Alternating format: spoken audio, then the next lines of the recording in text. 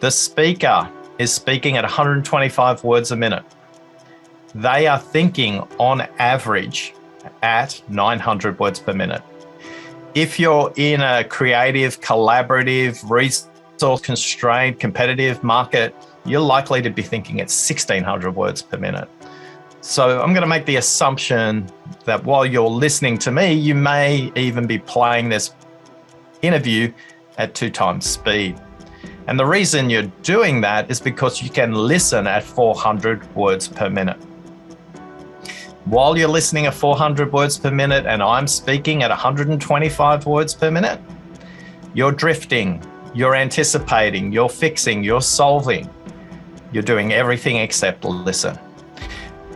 Here's why it's critical to listen to what's not said rather than listen only to what's said.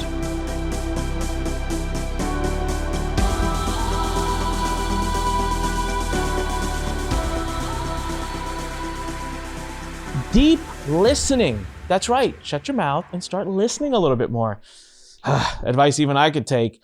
Now, it sounds like ambiguous advice, but there might be an actual reason to do it. Maybe there's a selfish reason to do it. You might just succeed more, and people around you might just like you more, and maybe even they'll succeed more.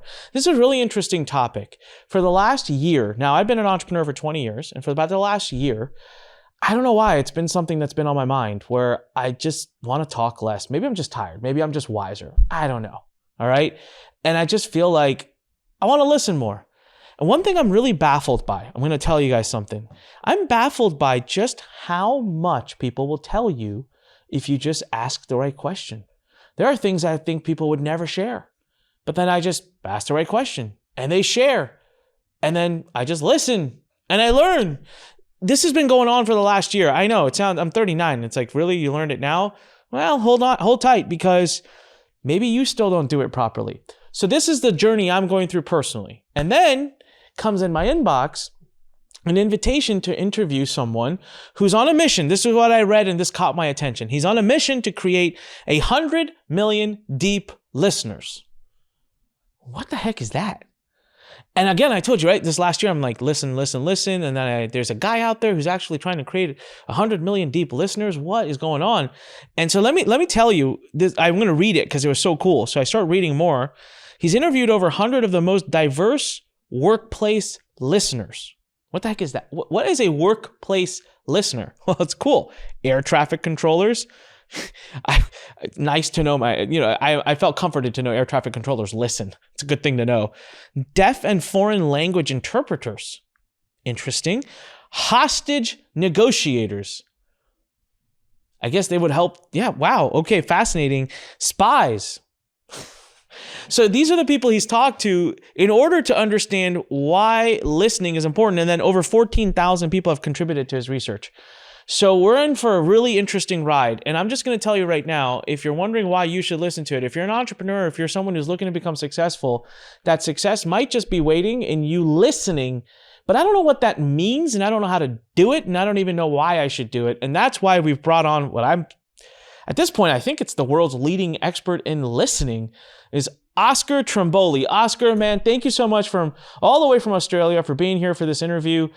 I'm going to try my best to shut my mouth and listen during this interview, my friend. I'm so intrigued by what you're doing.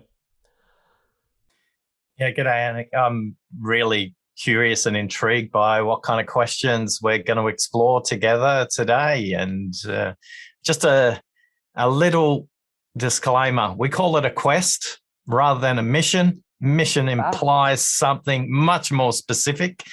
Our quest kind of meanders and is moving and shifting and changing. I'm sure everyone in the audience can relate to where you start and where you think you're going to end. It's a crooked path, not a straight line. And that's 100%. One of the things when you listen to entrepreneurs, that's the magical thing about what they create. They create something out of nothing. And I just want to acknowledge everybody who's in the arena fighting every day and making a difference. Turning up is half the battle. I love that, my friends. I love that. You're right. Maybe I need to change my terms here too. All right. So, Oscar, what is deep listening? Well, good listeners focus on what's said. Deep listeners notice what's not said. Now, when you understand that listening is an art and a science, the science of listening is 3 numbers. Honestly, this could be the shortest episode ever if everybody understands, internalizes these 3 numbers: 125, 400, and 900. The speaker is speaking at 125 words a minute. They are thinking on average at 900 words per minute. If you're in a creative, collaborative, resource-constrained, competitive market, you're likely to be thinking at 1,600 words per minute. So I'm going to make the assumption that while you're listening to me, you may even be playing this interview at 2 times speed. And the reason you're doing that is because you can listen at 400 words per minute. While you're listening at 400 words per minute and I'm speaking at 125 words per minute, you're drifting, you're anticipating, you're fixing, you're solving. You're doing everything except listen. Here's why it's critical to listen to what's not said rather than listen only to what's said. If I speak at 125 words a minute, if I think at 900 words per minute, the first thing I say is 14% of what I think and what I mean. It is unlikely that I have said what matters the most to me in the first 125 words. And if all you do is listen to what people say and not listen to what they don't say, you're going to get customers that become very expensive for you because you've won the customer. Congratulations. But you didn't listen to what they want, and you spend a whole bunch of time reworking and going back with your teams and trying to solve for a problem you didn't listen for, but that's what the customer meant. So one of the biggest costs of not listening is rework and customers who won't refer you because they don't have a great experience. Don't gamble with 14% of what they're thinking. Just listen for the next 125 words. And I can see there's this big question mark above your head while you're listening. What's going on for you, my friend? No, I'm intrigued. First of all, those numbers are fascinating, so I want to go over them for everybody. 125 words is how fast we speak. 900 words per minute is how fast we think, unless we're in a very collaborative, exciting environment, which is 1,600 words per minute. Like, holy crap. And 400 words is what we're capable of listening at. You're absolutely right. First of all, every video I ever watch, the first thing I do is go to 2.5x. And this is something I said to my wife. So it was years ago, because she's like, how can you, what are you doing? I can't understand anything they're saying. And I said, first of all, it takes time to get used to it. I said, but actually, this is the only way I actually understand what they're saying. Because when I listen to it at 2x, maybe this is the wrong word, but I'm kind of forced to listen because I'm like intently listening. I can't afford to drift off. I'll miss a lot. So you're 1,000% correct there.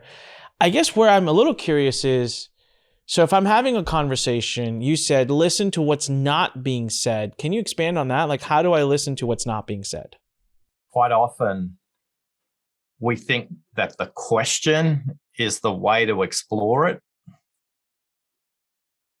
If you notice that silent and listen have the same letters, not enough people are comfortable to listen to the beginning, the middle, and the end of somebody's pause and jump into the conversation way too early, and the speaker hasn't even finished. So one of the simplest things you can do to be present, to be available to the other person, is when they pause, let them finish. Because in that pause, in that moment, they collect the next 125 words, and you'll hear words like, And now that I think about it, what really matters to me is what I've realized, thinking about it a bit longer. I haven't even mentioned this to you. And you're starting to get closer to what they mean rather than what they say the first time. And when somebody is heard, seen, and valued because you listen to what they mean, the loyalty you'll get from that customer, the referrals you get from that customer will be spectacular, because the experience you create for them in that moment is unique. Not many people are listening to people. They're hearing what they say, but are they truly listening? So tip number 1, listen for the silence. When you do, and they start to say what they mean, they will do things like their head will tilt differently on their spine. Their eyes will move in a different direction. And noticeably, they will breathe out and exhale, sometimes sigh and go, Actually, what I should have said was, boom.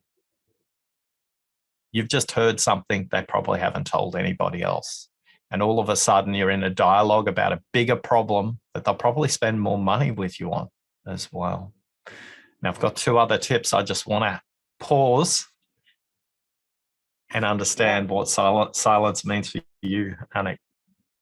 I'm baffled right now, because you're 100% right. Even as I'm doing this interview, sometimes you pause, and the inclination as a host is, oh my God, there's silence, right? In order for this podcast to be interesting, there must not be silence. So I'm going to pause in. I'm going to jump in, and you're not done with your thought.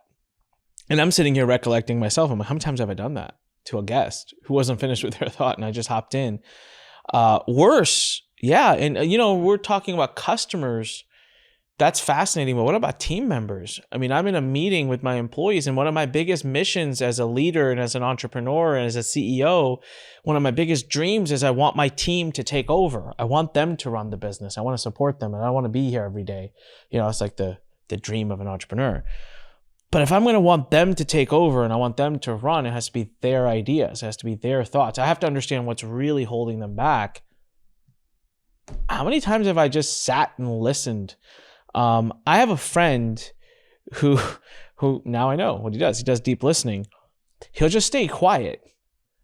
And what I have found myself, because I get so uncomfortable with the quietness, is I keep talking.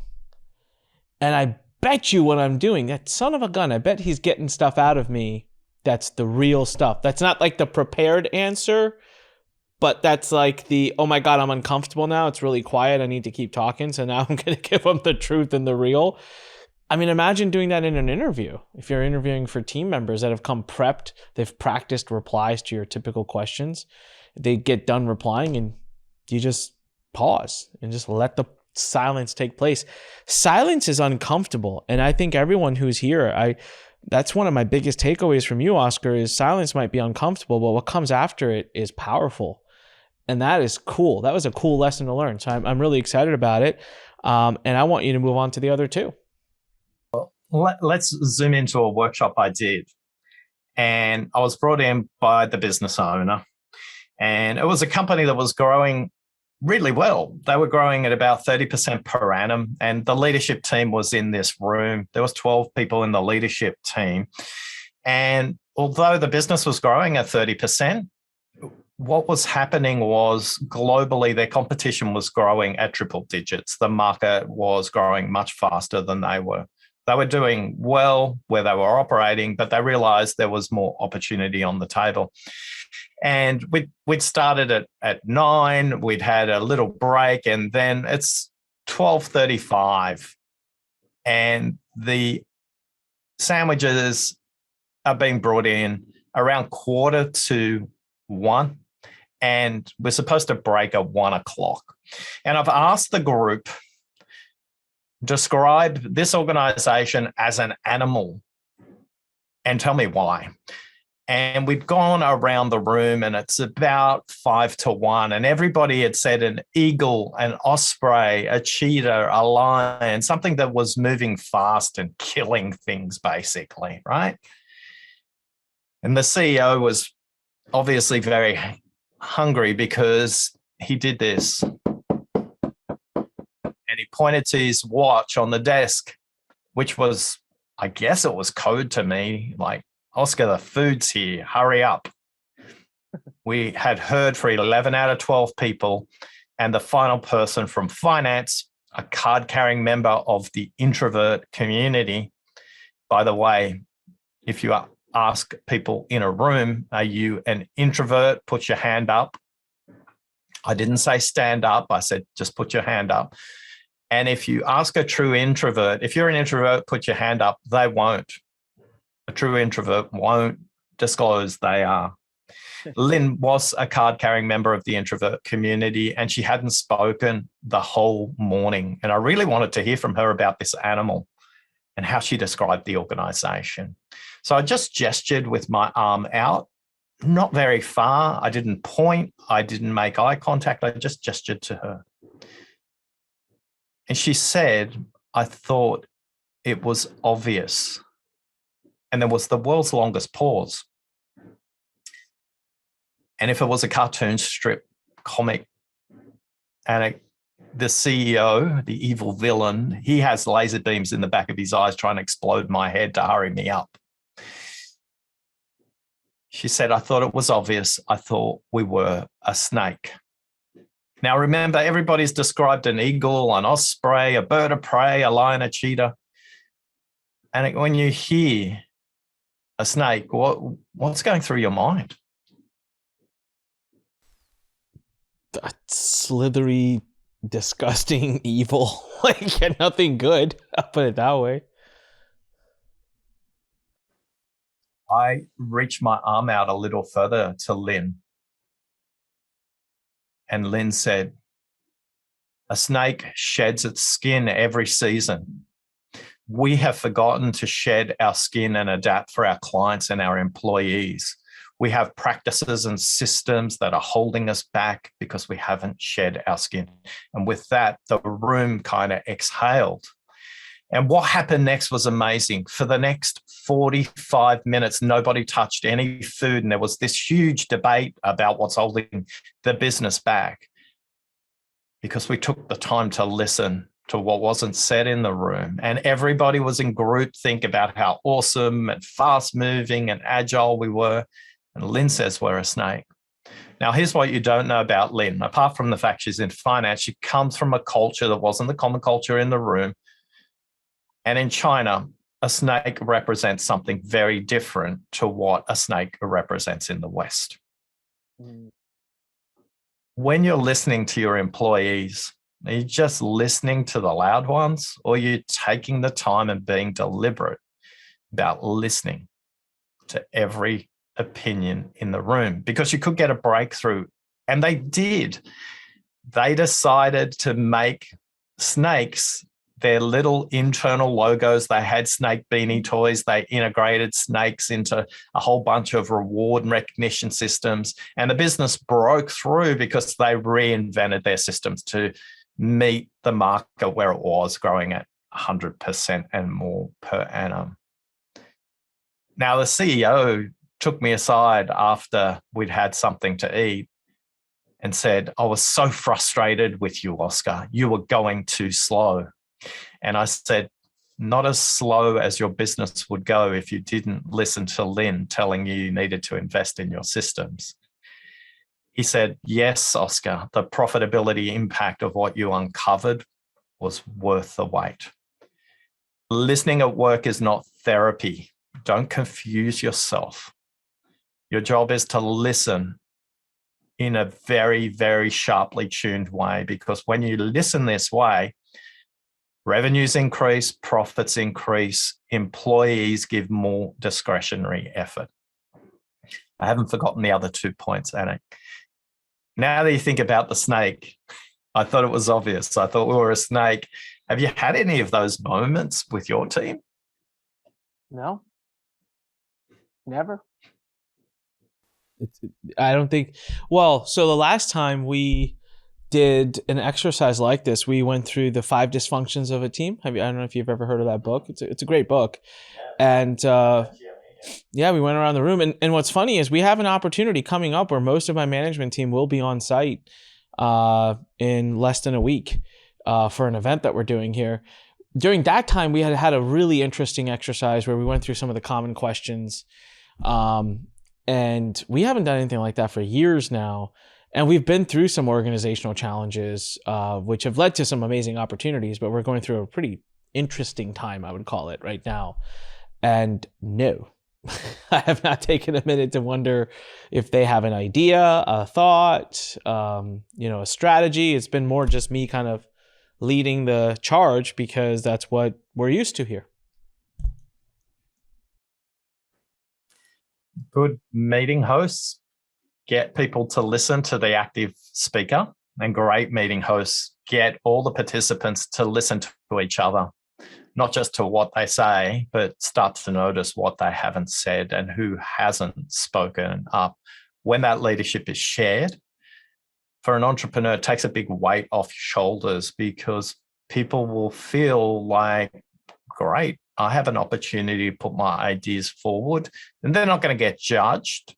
They're just going to get discussed with the group. My idea may be right, it may be wrong, might be useful, might not, but at least I've been heard, seen, and valued. Those 3 things are so critical to the way employees turn up every day. It's the difference between somebody punching a clock and somebody giving you extra effort every day because they believe in the journey that this organization is on, serving entrepreneurs. Yeah, love it. So I will do something, and that is I will make it a goal to do an exercise next week with the team where I will practice exactly what you just said. And I'll report back to you. I'll send you an email and say how it went. But I'm intrigued because I know my team, some of them have been with me for over 10 years. I would be very excited to hear what their thoughts are as we're going through this transition in the business. I'm sure they have some pretty brilliant ideas, actually. But I also know that I'm going to have to wait for the pause because I feel like that idea is not going to come out in the first 125 words. It's going to be behind the pause. I definitely can see that. All right. If you want to go double or nothing, let's do it. Who's the right person to host the meeting that's not you? Ooh. So how do I determine that? How would I figure out who the right person is to host that meeting? Great meeting hosts are great process leaders, not necessarily content. So they know how to hold a process. The minute I said that, you thought, bam, somebody's name came to mind, right? Yes, at least 2 people. Absolutely. Awesome. Could they host the meeting with your support? You've got enough time. Yeah, absolutely. I think you'll hear something completely different if they lead the meeting rather than you. What do you think? So talk to me about process leaders. So first of all, to answer your question, 100%. We used to do weekly management meetings. We've since stopped for a multitude of reasons, but those were not led by me. Those were led by the very first person who actually just came to my mind when you said process leader. But I'm intrigued in how you see this meeting going. So let's, if you don't mind, I'll turn this into a consultation case study. Yeah, it'll be fun for everyone watching. So our business is going through a complete transition. We're changing the market to which we sell. We're changing the people to whom we speak. We are changing the ways in which we collect revenue, and we're reincorporating the entire company, the structure, everything. And you're talking about Snake. We've shed the skin 17 times in 1 year and are really adapting. And it's actually been amazing. I'm so glad we're doing it. Wish we did it sooner. But it's also come with a tremendous amount of challenges. And the challenges I always like to express to the team is we're a startup that's carrying the burn rate of a very well-formed company. And so that has come with its own challenges.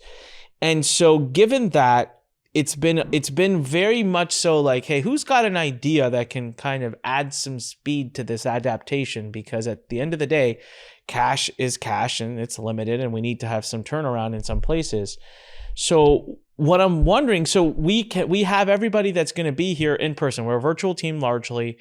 Management team will actually be on site next week because we do this event every now and then with our students that everyone comes in for.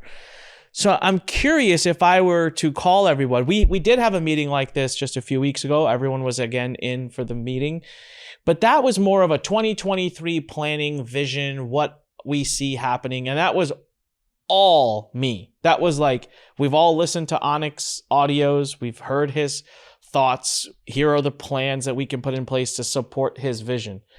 And that was cool, but I don't want that again. We just did that. That's not what I'm looking for here. So I'm kind of wondering if I know the person, but what does that meeting look like? How are they brought in? How does it start? Is there some kind of process we go through? And if so, I'm sure I could tell you right now, people listening to this who have teams, which quite a few who listen to this podcast do, they're going to emulate this. I know it. So think about a subject line in an email.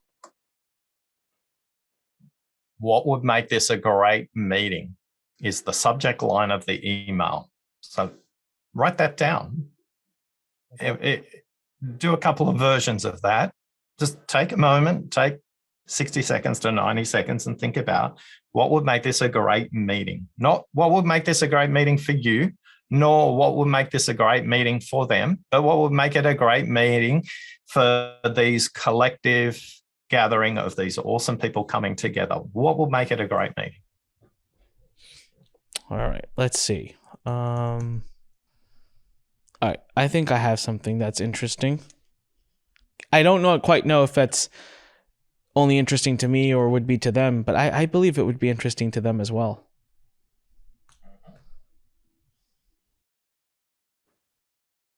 What have you got? What opportunities for faster growth are we missing? Okay. What I want you to do is visualize now your favorite 5 clients.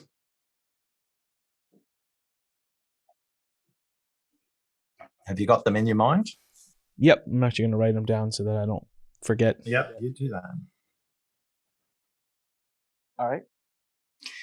What would they want this meeting to say in the subject line of an email?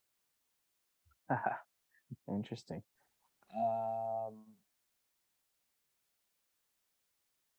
Take your time, 60 to 90 seconds.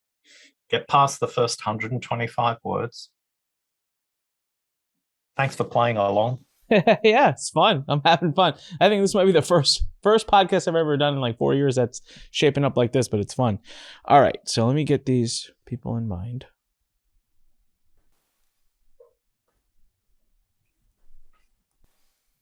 I'm still taking one. I haven't started yet because I still want to write down my, like you said, the ideal customer, and I am tweaking that a little bit. Get in their skin.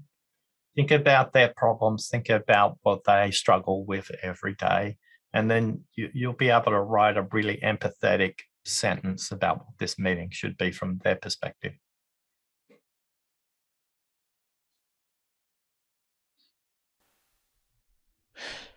Yeah, so it's interesting because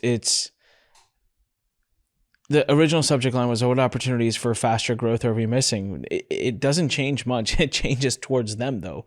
What opportunities, or how can we help our customers double their business? It's a terminology that comes up a lot. It's a lot of the goals of these people is to kind of see 100% growth. And so the question is, like, what can we do to help our customers double their business? Okay. This is round 3. It's the last round. So we're coming towards a conclusion. Then we're going to pick this up and put in a process with that team member that you were thinking about. Okay. Thinking about your customers. Now I want you to think about their customers. So it's your customers' customers. what would they want the meeting to be?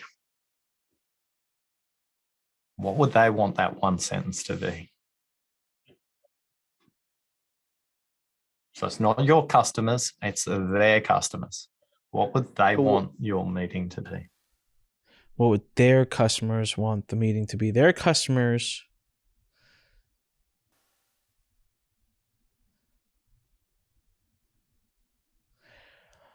A lot of their customers are new entrepreneurs, people looking to become entrepreneurs. So I feel like their customers are struggling in that I want to have my first success type of field. So I think the question there would be,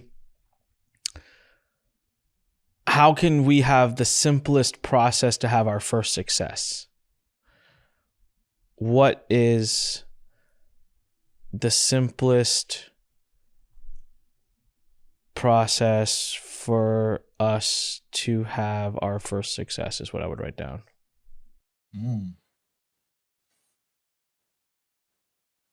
Now read out the first subject line of the email, the second subject line we wrote, and the third.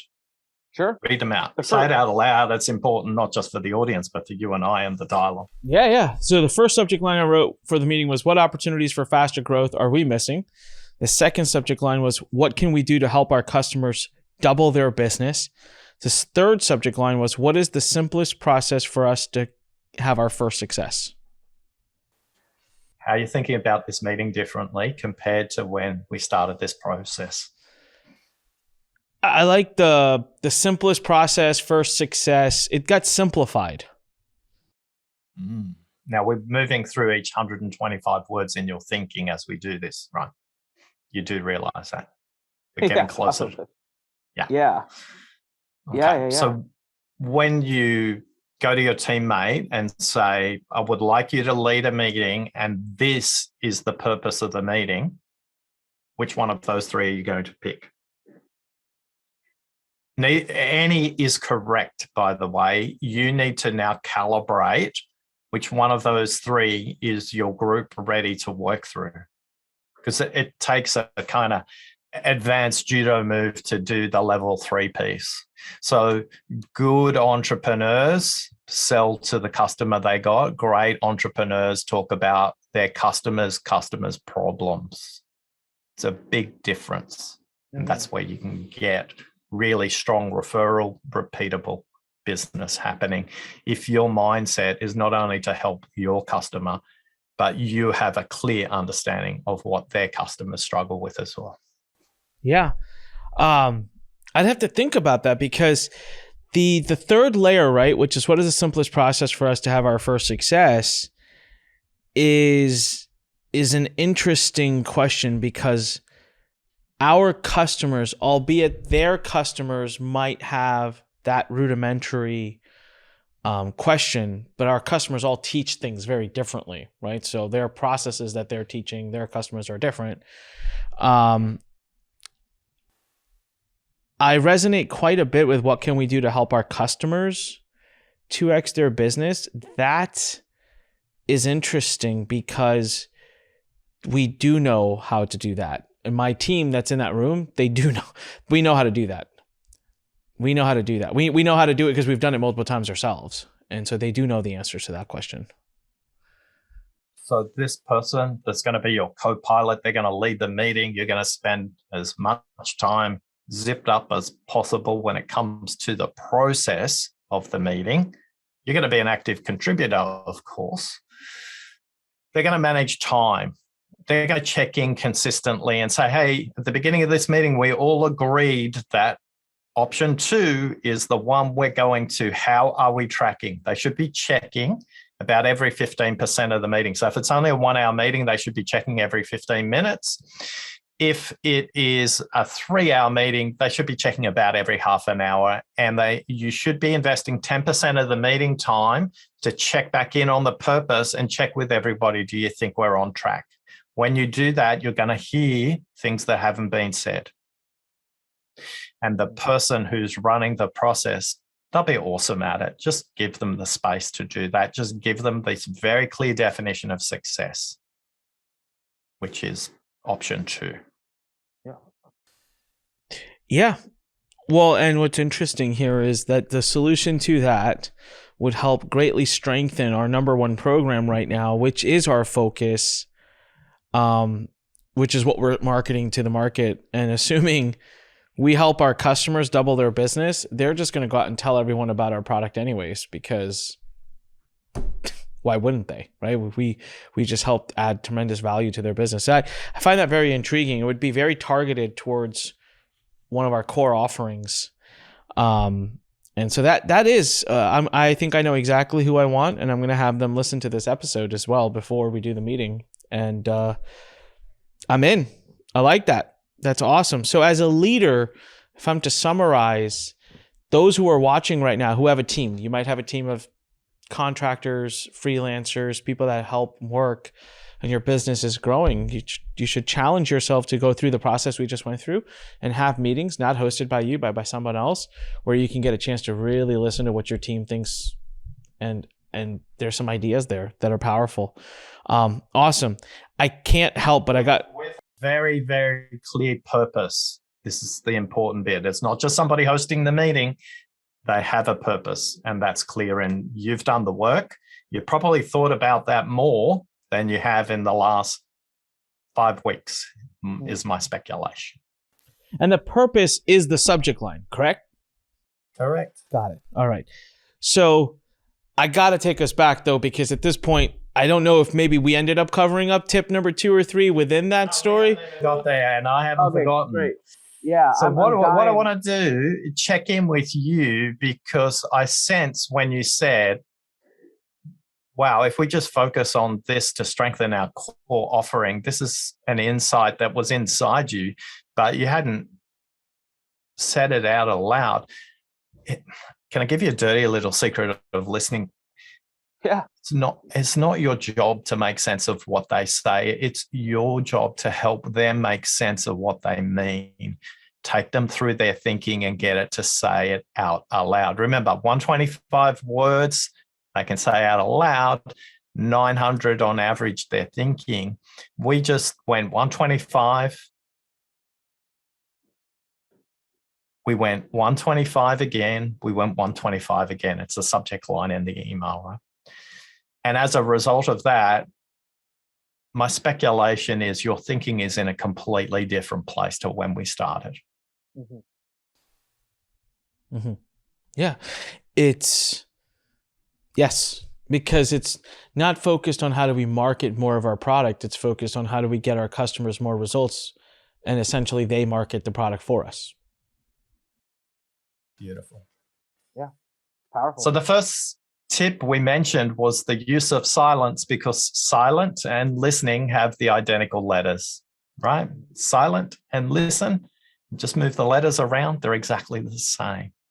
So if you're stuck and you go, oh, I struggle with silence, in high context cultures, China, Korea, Japan, the Inuit of North America, the Maori, the Polynesian cultures of the Pacific, the Aboriginal and Indigenous communities of Australia, wise leaders, long-term leaders, use silence very effectively. It's a sign of wisdom, respect, and authority in those cultures. Yet in the West, we call it the awkward silence, the deafening silence, the pregnant pause. We constrict ourselves around silence. Listen to the beginning, the middle, and the end of their pause, and they'll say something else. Imagine you've got a listening compass, and it's got north, south, east, and west. These are directions the conversations can go. If you want to unpick what they haven't said, I want to give you 2 quick questions. Shorter questions will elicit more unsaid. A question with more than 8 words is biased. A biased question is not bad. An open, neutral question is not good. It's what question is appropriate. When we want to listen for what's unsaid, the shorter, the better. The most powerful one is nothing at all. It's just pause and silence. When you want the conversation to continue in the same direction, we call them north-south questions. They're going in the same direction. we want to ask this question. And please use your version of this, but the intent of the question is tell me more. Say more. I'm fascinated. Could you expand on that? Wow. I never thought of it that way. Could you say a little more? Now, everything I've just said is 8 words or less, but I personalized it compared to tell me more. Tell me more is going to take the conversation in the same direction. One thing people are not conscious of when they're leading their own business. Are you listening for the similar or the different?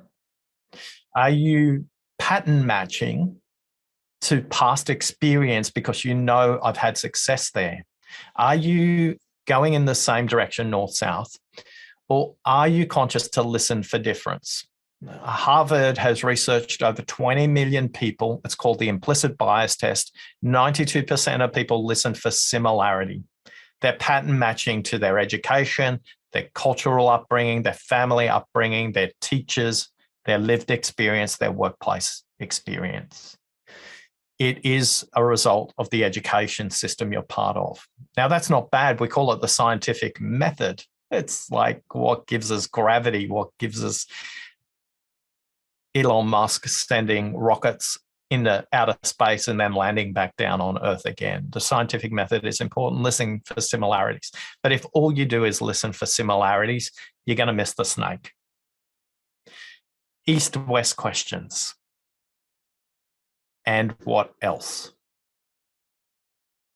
This is the question you want to ask. The intention of questions that are going to get the group thinking differently is, and what else? Is there anything else we haven't covered off? Is there anything else you want to say?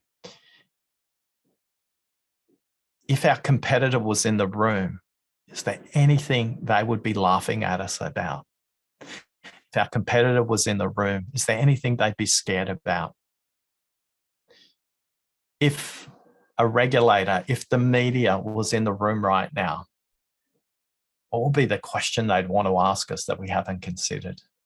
These questions get us thinking on a completely different plane and perspective. The other one is using time. If we jump back 10 years, this technology, this format, this didn't exist. If we jump forward 10 years, what's likely to be in place? And if that's the case, what have we got to do different as a result? These are east-west questions. So remember, silence, tell me more, and what else? These 3 questions are going to transform the opportunity that you look to the market in, because you'll be looking and listening in a completely different commercial way. If your business is relatively mature, you'll be able to sell more products to the customers you've already got. And if you're a new business, customers will emerge in places you never considered. If you're hiring staff, the same is true. Existing staff will give more effort when they're heard, seen, and valued. And when you interview potential staff in this way, they'll automatically sense, wow, this is different. They actually are listening to my answers. So those are the 3 questions that summarize the 125-400, the 125-900 rule, and get you beyond the words. I love it. I mean, it's fascinating to think, because how many one-on-one meetings I have where there would be an amazing and there is something going on where they have said something that's intriguing, and I want to hop in and give my opinion on it. Whereas I should probably just say, tell me more. That sounds interesting. And just hold my opinion to myself, because it doesn't actually add value to the conversation. I'm intrigued. I like it. Tell me more. Or even better, you're right. What else? There was something, I remember once someone asked me this question. I found it very intriguing. It was an investor. And we went through a meeting. At the end of the meeting, this is a long time ago, and the investor said, "What have I not asked you that I should have?" And I remember looking at the big, what? You know, it was interesting, though. It did lead to an interesting conversation. I was like, well, I think you should ask us you haven't asked me about our market share or this and that. And he's like, cool. Tell me more about that. and never really asked any further questions, but I know I ended up learning a lot more, and there was something that they just didn't have on their sheet of questions. And so I found that was interesting, and it leads to what you just said. Yeah. What have we not considered? I'll give you the question I use when I'm working with clients. Often I'll be brought in, I'll be talking to somebody in an organization, and I will ask 3 questions, not all 3, one of these 3 questions. Now, don't do this at the end of the meeting. Do it in the last 20% of the meeting. Just want to check, if your manager was in the room right now, what's the question they would have asked that we haven't covered off? And they always go, oh, yes. They would say, blah, blah, blah, blah, blah. And you go, great. And when they ask you that question, my response is this: oh, thank you. That's so helpful. The second version of that question: I want you to think of your most difficult, most cynical client. If they were in the room right now, what would they get very cynical that we haven't asked? Yeah, the ROI, Oscar, the return on investment of this.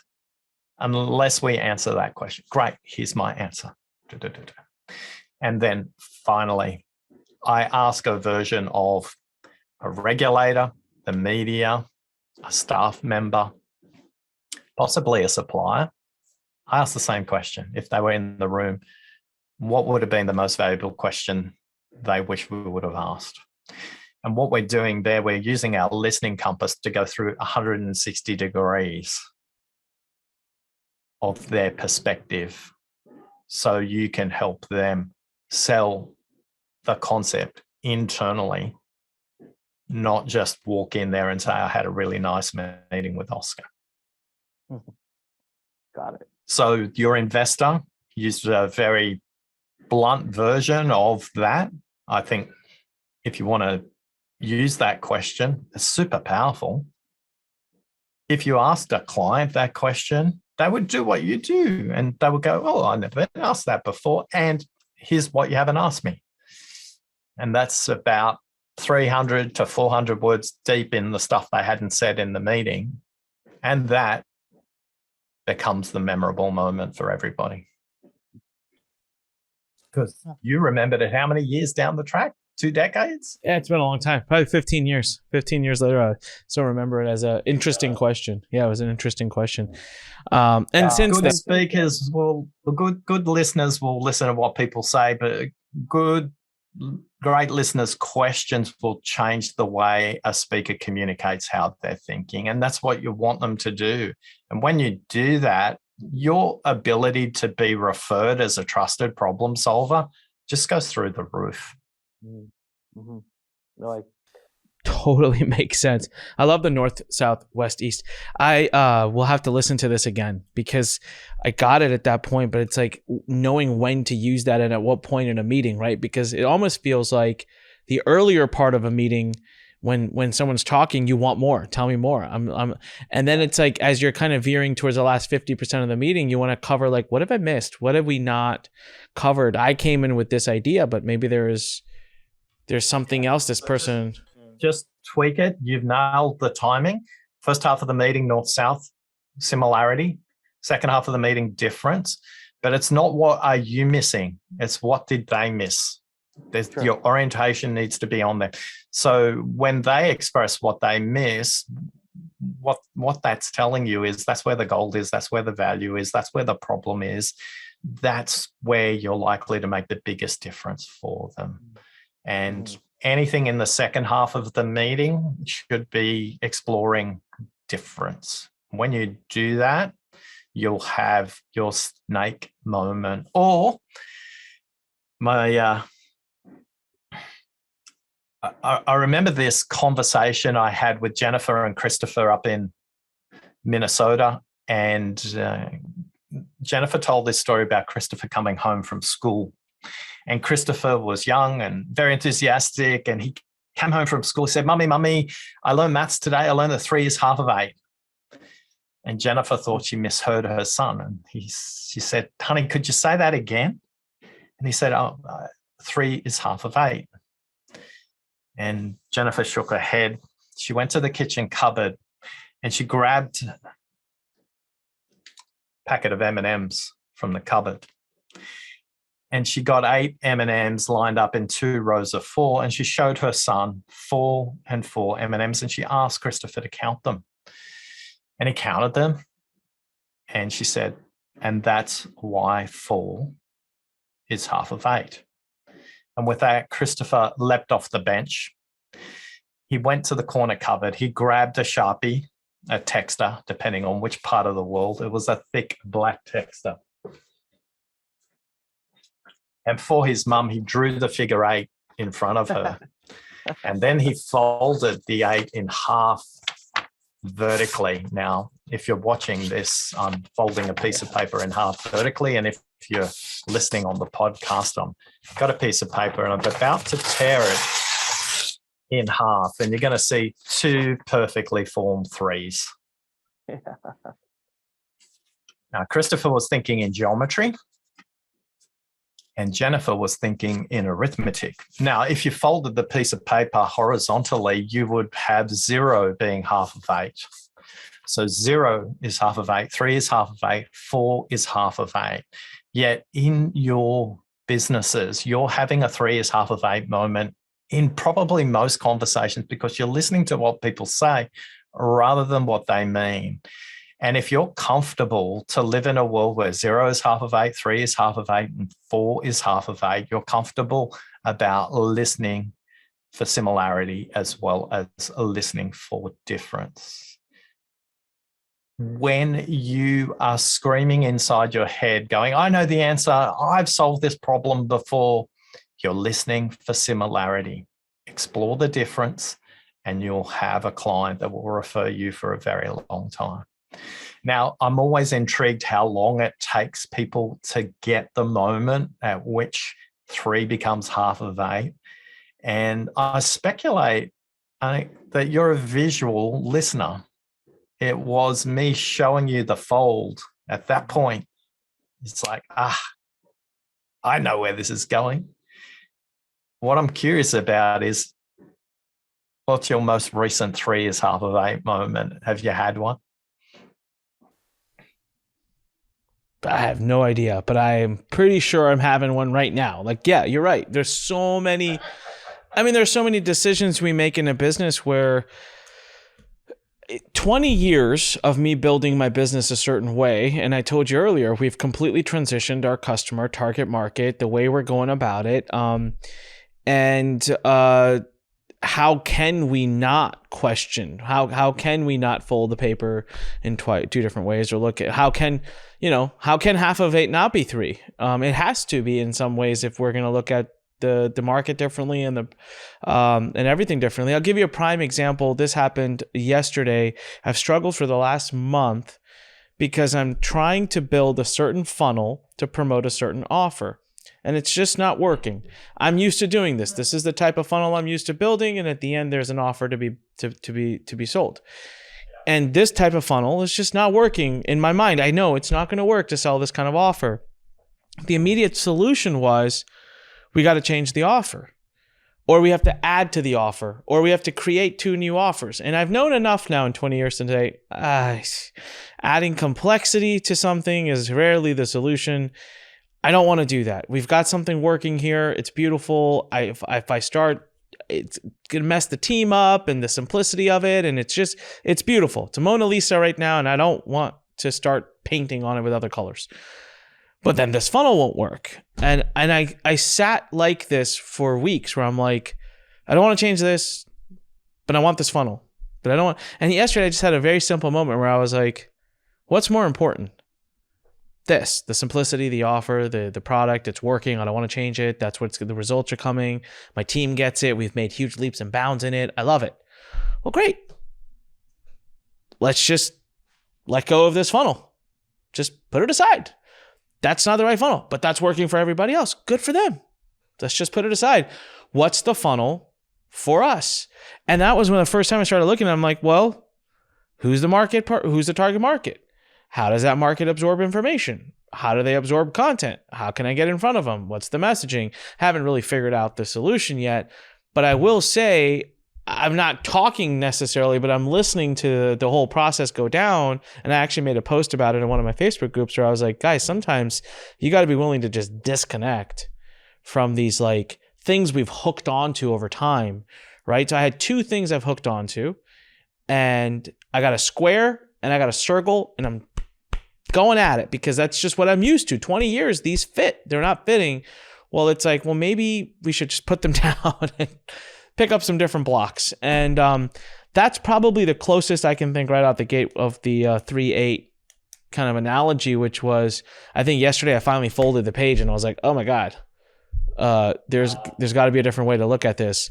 But I think this is where, by the way, ironically, experience can kind of be a pain too, because your experience means this is how we do things, and it's hard to go look around it. But when you're reinventing and re-innovating, you throw that experience in the trash and look at things freshly a little bit.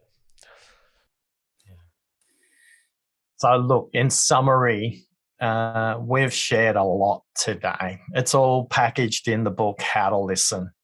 If you want to discover your primary listening barriers, visit listeningquiz.com. You'll get a report that tells you what's getting in your way, but more importantly, 3 very simple practical tips you can apply immediately. The book will unpack 5 levels of listening, and it will give you stories, including the story of Jennifer and the story of Lynn and the steak, and many others that we can relate to. My wish for everybody is a very simple wish. Most people think listening starts by focusing on the speaker. It's the wrong place to start. It's the unproductive place to start. Listening starts by listening to you, listening to yourself, shutting down the browser tabs in your own mind so you have memory available for the conversation. Most of us don't realize that listening happens before, during, and after the conversation. We have touched on possibly 2% of what it means to be a deep listener. If you want to hear more and you want to have me back, let Anik know, and I'll be delighted to continue the conversation. Yeah. Listeningquiz.com, everybody. But real quick, before I let you go, and I know we don't have the time to dive deep into them, I do want to have you back, actually. But number 2 and number 3, just at least the title so they know what to look for. I'm assuming in the book you'll get more into it, or in even if they take the listening quiz. When you say number 2 and number 3, you mean the questions that we went through? No. So maybe we went through that, but tip 1 was the silence, right? Listen in the silence. 1 is silence. Number 2, tell me more. Number 3, and what else? Got it. All right. So we did cover it. Brilliant. Oscar, it's been one of the most fascinating episodes I have filmed and been on in a long time. It's left me a little bit like I got to go process it.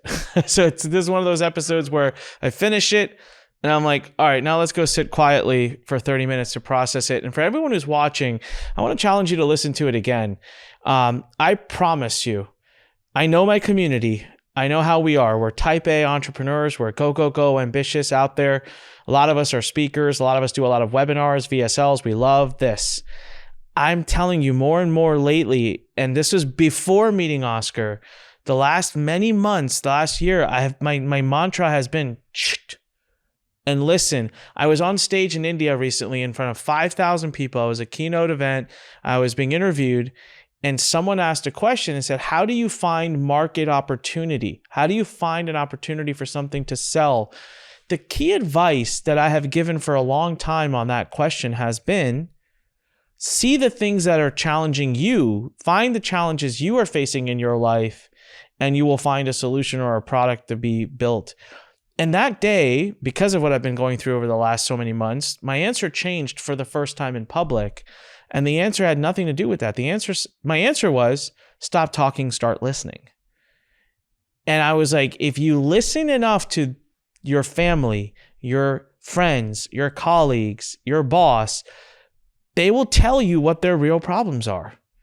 And you will learn where there are solutions that you can build. And so it's so fascinating to me to see there's an actual structure around it. And it's not just this like ambiguous idea of just listen more, but that there is active listening, deep listening, and that there's actual way to do it.